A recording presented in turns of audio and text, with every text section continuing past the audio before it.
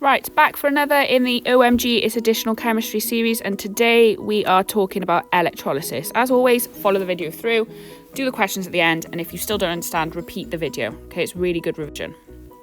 So let's talk about electrolysis, and here's some awesome sentences you could use, things to get you going. So this is an electrolysis setup, okay? Anything that is positively charged is attracted to the negative electrode, okay? And a way to remember this, okay? Positive anode, negative is cathode. So whenever you see an electrolysis question, I want you to panic. So you now know that the positive is the anode and the negative is the cathode. And anything that is positive, so for this one, we've got Pb2. So Pb2 plus, that's positive. So it's attracted to something that's negative, okay? So if you're a positive anion, you attract negatives. And if you're a negative cathode, you attract positives, okay?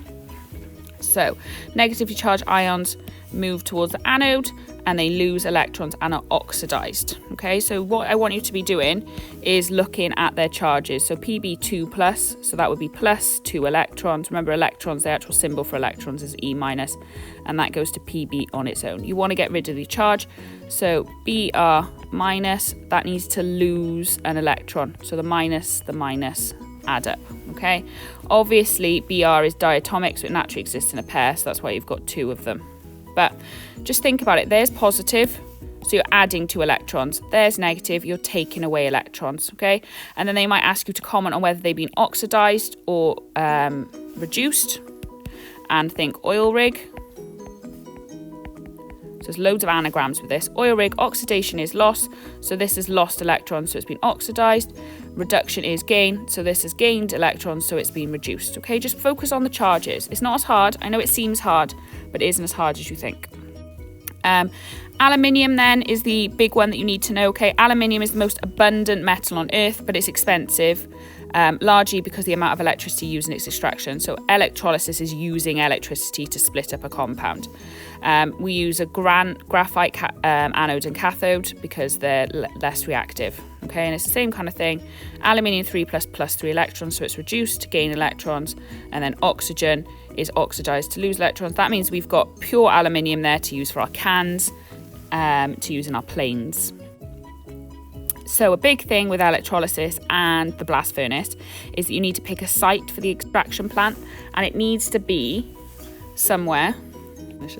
So you need to think about important factors for choosing the site. So it needs to be near the road or the coast to allow raw materials to be imported. It needs to be near your roads or your railways to export your product, to send them somewhere else. Near a town or a city to have workers, and then away from built-up areas so the noise and pollution of the site does not affect the local population. Finally, just a little bit on transition metals. They're the central part in the periodic table, so after group 1 and group 2. They form colour compounds, which you have to learn. So iron 2 plus, pale green. Iron 3 plus, brown, and then copper 2 plus, blue.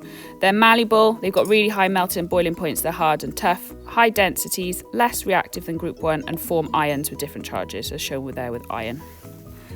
So, like before, have a go at the questions, I'll put the answers up, and then we'll check what you've got to know. Right, what does panic mean? Panic means positive anode,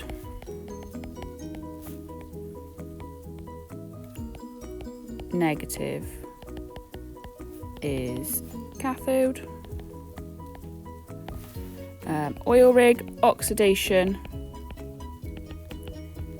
is loss.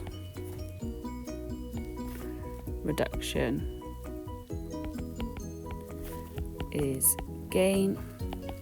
How does electrolysis of aluminium work? So you've got aluminium oxide, and you want to split it into aluminium and oxygen. The aluminium is reduced,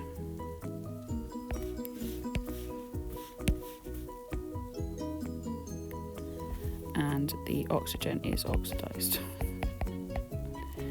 What should we consider when building an extraction plant? So where nearby to roads, where are you going to get your workers from, away from the population because of noise. This is a couple of things. What is transition metal? They're the metals in the middle of the periodic table. They're malleable. form ions, coloured ions, compounds. They're less reactive than group 1, but they've still got high boiling and melting points. Okay, if you got them all right, move on to the next video. If you didn't, watch the video again and attempt the questions again.